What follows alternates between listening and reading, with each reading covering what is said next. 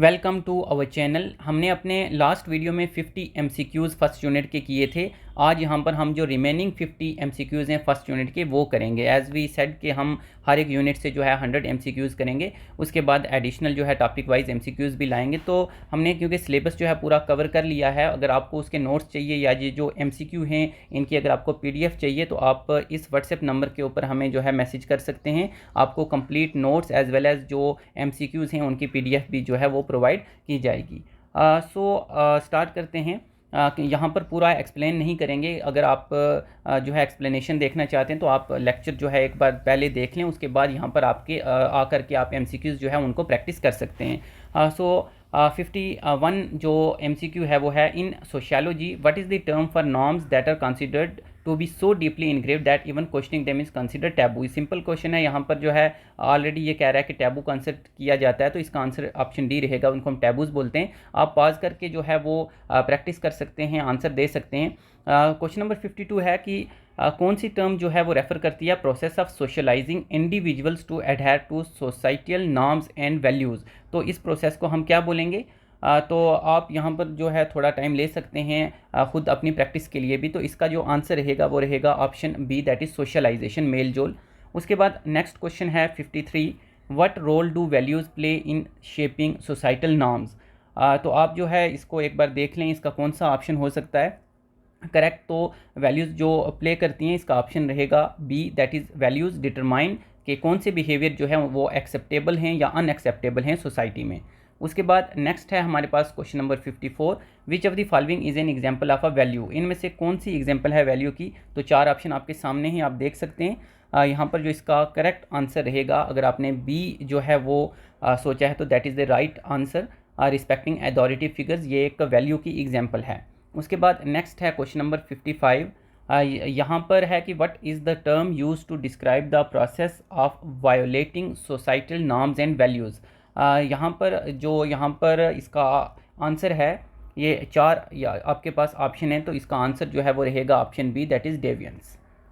उसके बाद हमारे पास नेक्स्ट क्वेश्चन नंबर 56 है, how do folkways differ from mores in terms of their consequences for violation. Violate वायलेट अगर करते हैं तो कैसे वो दोनों आपस में डिफर हैं। चार ऑप्शन आपके सामने हैं, एक बार आप देख लें, आप आंसर कर सकते हैं। इसका अगर आपने आंसर बी किया है तो that is the right answer के violating mores that are having more severe consequences than the folkways. उसके बाद नेक्स्ट हमारे पास आ जाता है 57 के which sociological perspective emphasizes the importance of norms and values in maintaining social order. तो यहाँ पर आप जो है थोड़ा पास करके भी अगर चाहो तो अपना टाइम ले सकते हो आंसर के लिए। इसका ऑप्शन ए रहेगा फंक्शनलिज्म। देन क्वेश्चन नंबर 58, यहाँ पर पूछा गया है कि प्राइमरी पर्पज़ नॉर्म्स का क्या है सोसाइटी में। तो जो प्राइमरी पर्पज़ है वो क्या होगा? सिंपल क्वेश्चन है, इंपॉर्टेंट MCQ भी है ये। इसका आंसर रहेगा ऑप्शन सी कि ये रेगुलेट करता है बिहेवियर और मेंटेन करेगा सोशल आर्डर को। देन हमारे पास क्वेश्चन नंबर 59 आता है कि which term refers to informal rules and expectations that guide behaviour in a specific social context.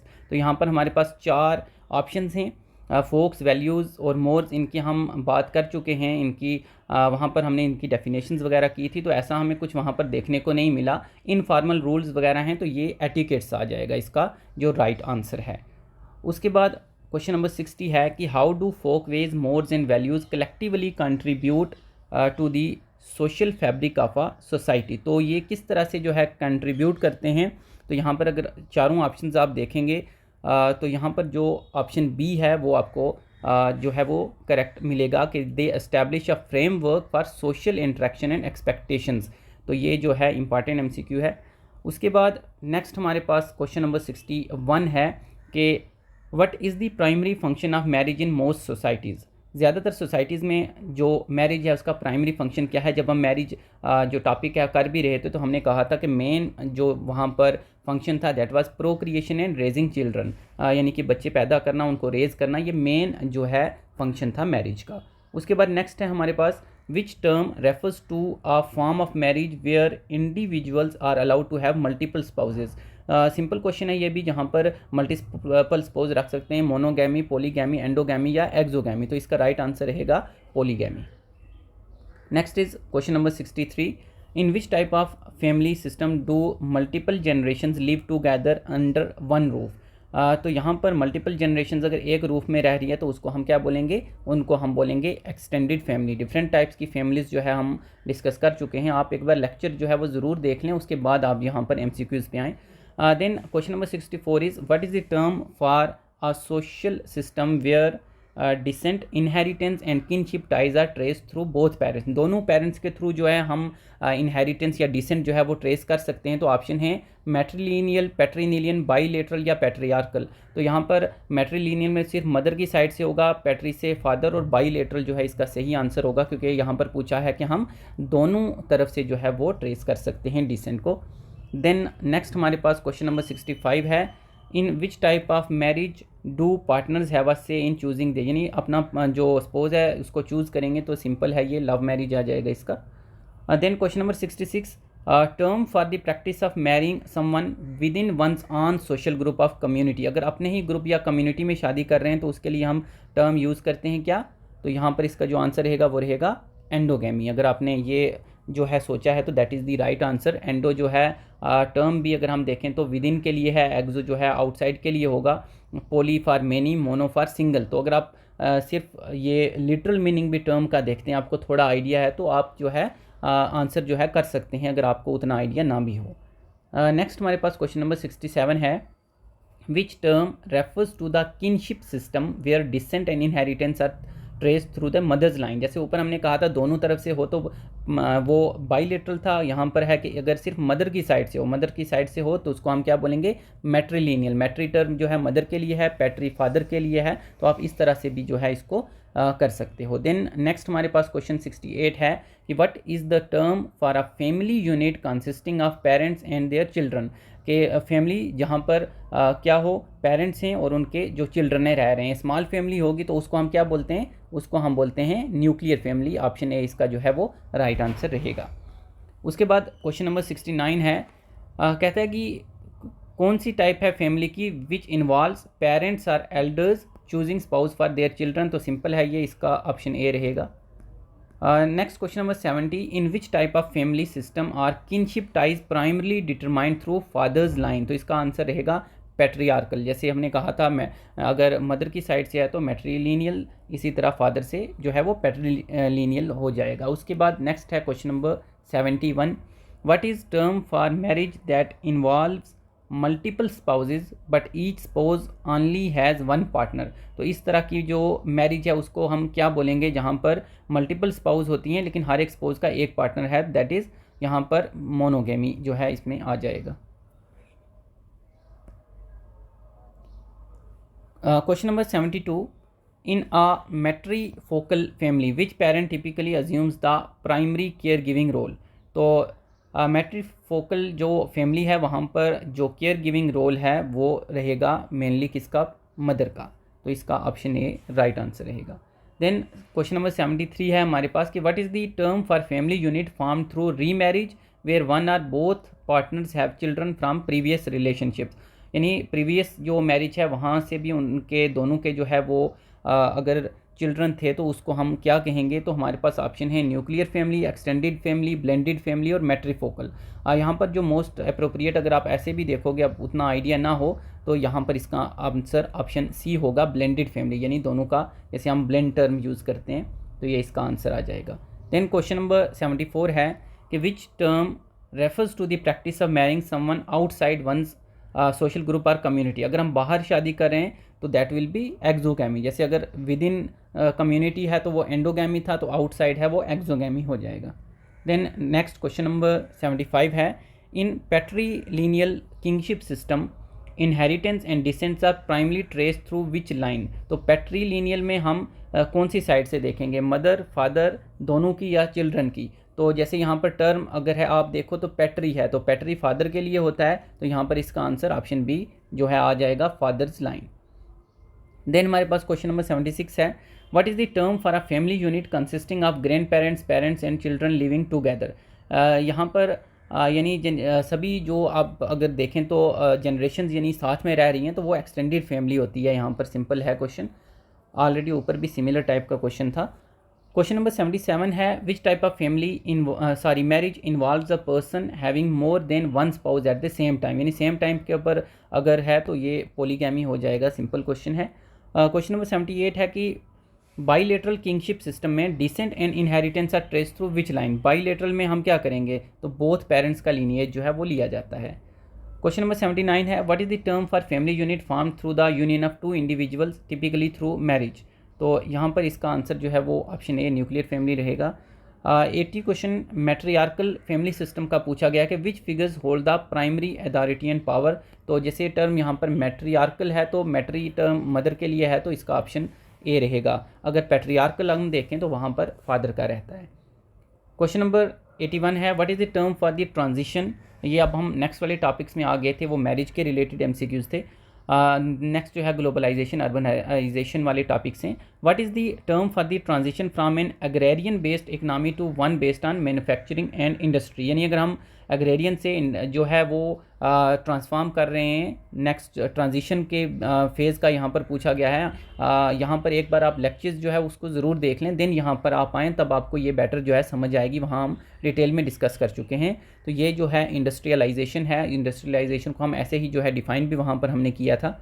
उसके बाद नेक्स्ट हमारे पास क्वेश्चन नंबर 82 है कि which process involves the increasing interconnectedness and interdependence of countries through the exchange of goods service ideas and culture. तो इसका answer क्या रहेगा। सिंपल क्वेश्चन है यहाँ पर कि जहाँ पर डिफरेंट कंट्रीज एक्सचेंज करेंगी, तो एक बार आप इसको पॉज करके भी जो है देख सकते हैं, अपना आंसर जो है टाइम लेके दे सकते हैं। तो इसका आंसर आपने अगर ऑप्शन डी किया है तो that is the correct answer. Globalization इसका जो है वो करेक्ट आंसर रहेगा।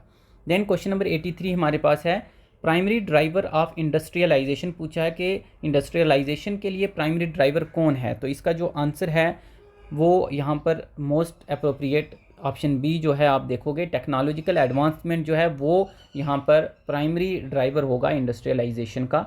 देन क्वेश्चन नंबर 84 है which term refers to the process of transforming traditional society into modern industrial society. तो दैट इज़ मॉडर्नाइजेशन। हमने जब पढ़ा था वहाँ पर हमने इसको इस तरह डिफ़ाइन भी किया था। तो आप एक बार ज़रूर वो लेक्चर देख लें, उसके बाद आप एमसीक्यूज़ जो है वो आकर के यहाँ पर प्रैक्टिस कर सकते हैं। देन क्वेश्चन नंबर 85 है how does industrialization impact employment patterns in society. तो इसका जो आंसर है वो हमारे पास रहेगा ऑप्शन बी कि किस तरह से इम्पैक्ट करता है कि शिफ्ट करेगा क्या एम्प्लॉयमेंट को एग्रीकल्चर से कहाँ पर, मैन्युफैक्चरिंग और सर्विसेज में। तो इंडस्ट्रियलाइजेशन का ये इम्पैक्ट जो है एम्प्लॉयमेंट के ऊपर रहेगा। देन क्वेश्चन नंबर 86 है what is the term for the rapid increase in the proportion of a countries population living in urban areas. तो यहाँ पर अर्बनाइजेशन उसको हम बोलेंगे, अर्बनाइजेशन यानी कि जो अर्बन एरियाज़ है वहाँ पर पॉपुलेशन इंक्रीज़ कर रही है।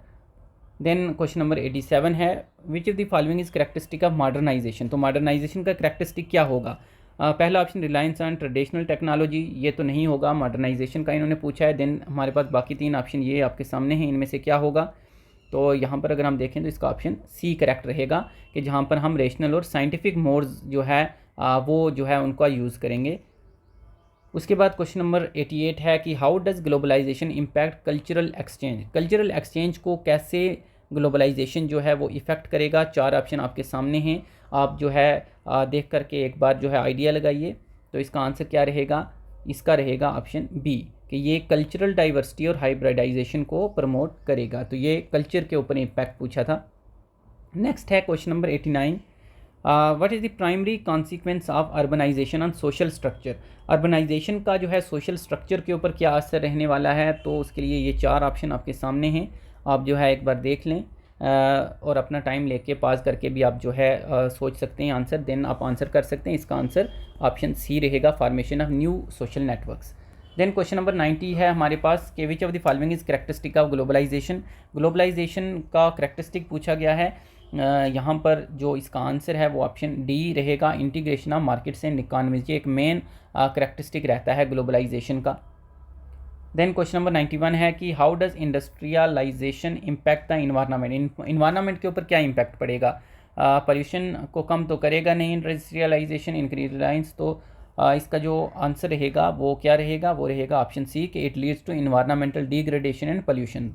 तो ये चीज़ें जो है रहती हैं, डाउन साइड्स भी होती हैं। क्वेश्चन नंबर 92 है कि primary consequence of globalization on labour market. तो लेबर मार्केट के ऊपर ग्लोबलाइजेशन का क्या असर रहने वाला है। तो यहाँ पर आप देख सकते हैं ऑप्शंस, इसका आंसर रहेगा क्या, option C, that is the rise of precarious employment. Then question number 93, which of the following is characteristic of modern society. Modern society का करेक्टरिस्टिक पूछा गया है।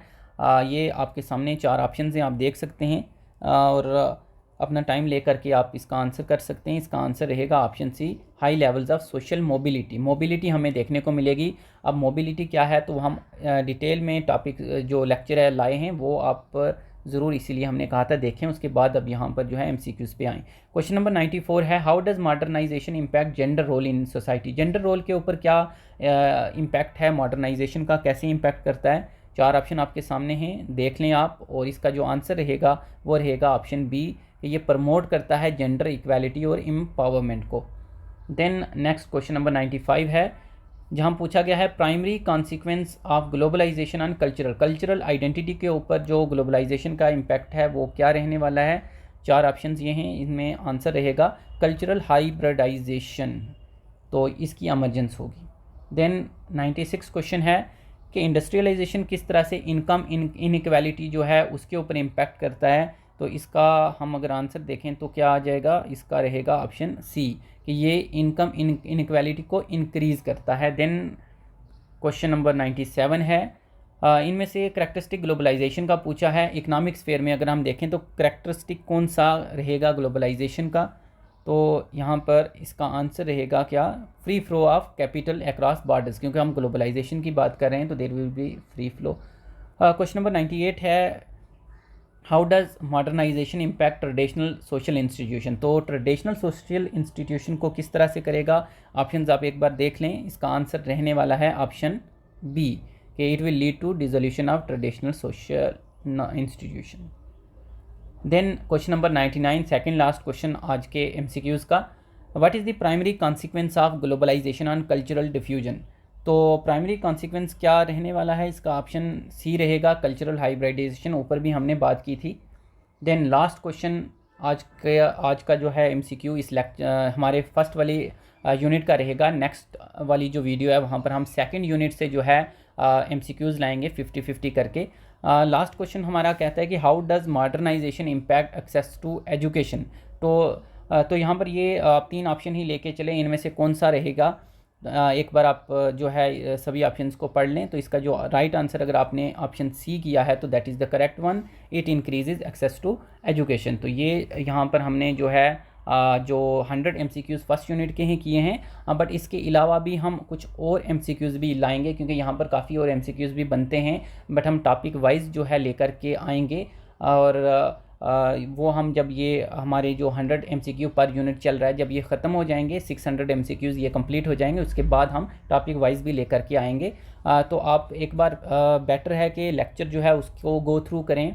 वहाँ पर जो है काफ़ी अच्छे नोट्स जो है वो प्रिपेयर किए गए हैं, आप उनको देख सकते हैं, और उसके बाद आप जो है MCQs यहाँ पर जो है आकर के प्रैक्टिस कर सकते हैं। अगर आपको इसकी PDF चाहिए तो वो आपको स्टार्टिंग में जो है व्हाट्सएप नंबर जो है जो बताया गया था वहाँ पर आप जो है मैसेज कर सकते हैं, आपको PDF और नोट्स जो है वो प्रोवाइड किए जाएंगे। So that is all from this video.